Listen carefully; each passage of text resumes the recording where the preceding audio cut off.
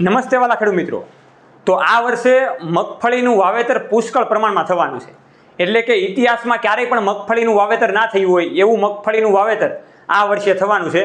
ત્યારે ખેડૂત મિત્રોને એવું હોય કે ભાઈ ખૂબ મોટા પ્રમાણમાં મગફળીનું વાવેતર તો કરીએ છીએ, પણ એમાં અમને જે સરકાર દ્વારા ટેકાના ભાવ જાહેર કરવામાં આવે એ ટેકાના ભાવ જાહેર અમને કેટલા મળશે એની આજે સચોટ માહિતી મેળવવાની છે. કેમ કે મગફળી ઓવરઓલ સૌરાષ્ટ્રમાં જોવા જઈએ તો 70 થી 80% જેટલું વધારેમાં વધારે મગફળીના પાકનું વાવેતર થાય એવું દેખાઈ રહ્યું છે. તો એની આજે માહિતી મેળવવાની છે. તો હું તમારી સાથે સાગર રાસડિયા, ખેડૂત પુત્ર, આપ સૌ ખેડૂત મિત્રોનું હાર્દિક સ્વાગત કરું છું. ખેડૂત છે તો જગત છે એવા હેતુથી અવારનવાર ટેકનોલોજીકલ ડિજિટલ ખેતીવાડીની માહિતી આપણે લાવતા રહીએ છીએ, જેના કારણે ખેડૂત મિત્રો માહિતગાર બને, ઓછી જમીનમાં ઓછા ખર્ચે ખૂબ સારું એવું ઉત્પાદન મેળવી શકે. તો આ પ્લેટફોર્મ પર તમે બિલકુલ નવા હોય તો નીચેનું બટન દબાવીને આ ચેનલને સબસ્ક્રાઈબ કરજો. અને ફેસબુકમાં જો તમે મહત્વનું અમારું આ પેજ છે ખેડૂત પુત્ર ગુજરાતી નામનું, એને પણ ફોલો અને લાઇક કરી દેજો. વાલા ખેડૂત મિત્રો, આપણે વિડીયોની શરૂઆત કરીએ એ પહેલાં તમે જે અત્યારે પોસ્ટર જોઈ રહ્યા છો એ વસુધા એગ્રોટેક દ્વારા સરસ મજાનું એક ટ્રેક્ટર બનાવવામાં આવેલું છે. એને આપણે સિંગડા ટ્રેક્ટર તરીકે પણ ઓળખી શકીએ છીએ.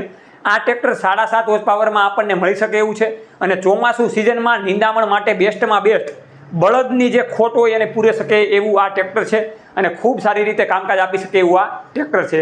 તો આ ટ્રેક્ટરની વધારે માહિતી મેળવવા માટે નીચેનો જે કંપનીનો કોન્ટેક્ટ નંબર છે એમાં તમે ડાયરેક્ટ કોન્ટેક્ટ કરીને માહિતી મેળવી શકો છો કે આ ટ્રેક્ટર ક્યાંથી મળશે અને કઈ રીતના આમાં સિસ્ટમ આવે છે. તો મહત્વની વાતચીત એ કરવાની છે કે મગફળીનું વાવેતર ઇતિહાસમાં ક્યારેય પણ ના થયું હોય એવું અત્યારે થયું છે. કેમ કે ઘણી બધી એવી મોટી કંપની છે, મોટી એવી ફેક્ટરીઓ છે, એમાં પણ અમુક પ્રકારની જે મગફળી હોય એ મગફળીનું બિયારણ પણ અત્યારે શોર્ટેજમાં જઈ રહ્યું છે. એટલે કે બિયારણ પણ ખેડૂત મિત્રોને નથી મળતું. વાવણીની જો વાતચીત કરીએ તો ઘણા બધા વિસ્તારમાં કટકે વાવણી થઈ છે. એમાં કટકે વાવણી થવાની સાથે એની પછી ગરમીનો પારો વધારે થયો છે, એટલા માટે ઘણા બધા વિસ્તારોમાં પાક પણ નિષ્ફળ ગયો છે. એટલે ખેડૂત મિત્રોને બીજી વખત મગફળી વાવવી પડે અથવા તો કપાસ વાવેલો હોય તો કપાસ વાવવો પડે એવું દેખાઈ રહ્યું છે. પણ અત્યારે મગફળી વાવતા ખેડૂત મિત્રોને એક એવું હોય મગજમાં કે ભાઈ આપણે મગફળીનું વાવેતર તો કરીએ છીએ, પણ જ્યારે મગફળી 3-4 મહિના પછી પાકી જાય છે તો એનો ભાવતાલ આપણને ટેકાના ભાવે કેવો મળશે. તો જે રીતના અત્યારે સામાન્ય ડેટા સરકાર તરફથી મળી રહ્યો છે એમાં મગફળીના ટેકાના ભાવની જો વાતચીત કરીએ તો અત્યારે આસાનીથી 1 ક્વિન્ટલનો ભાવતાલ મગફળીનો 6,730 રૂપિયા આજુબાજુ બોલાઈ રહ્યો છે. એટલે કે આસાનીથી આપણે 1 મણની જો વાતચીત કરીએ તો 1,350 રૂપિયા આજુબાજુ મગફળીના ભાવ નક્કી થાય, ટેકાના ભાવ, એવી અત્યારે આપણને જાહેરાત જાણવા મળેલી છે. એટલે પાકેમાં પાકી જાહેરાત આની ઉપર કઈ રીતના આવે છે એ પણ આપણે આવનારા વિડીયોમાં દર્શાવીશું, જેથી કરીને આપણે વધારે ખ્યાલ આવે. જો 1,300 રૂપિયા ખેડૂત મિત્રોને મગફળીના મળે તો ખૂબ સારી રીતે મગફળીનો ભાવતાલ ખેડૂત મિત્રોને મળે એવું કહેવાય.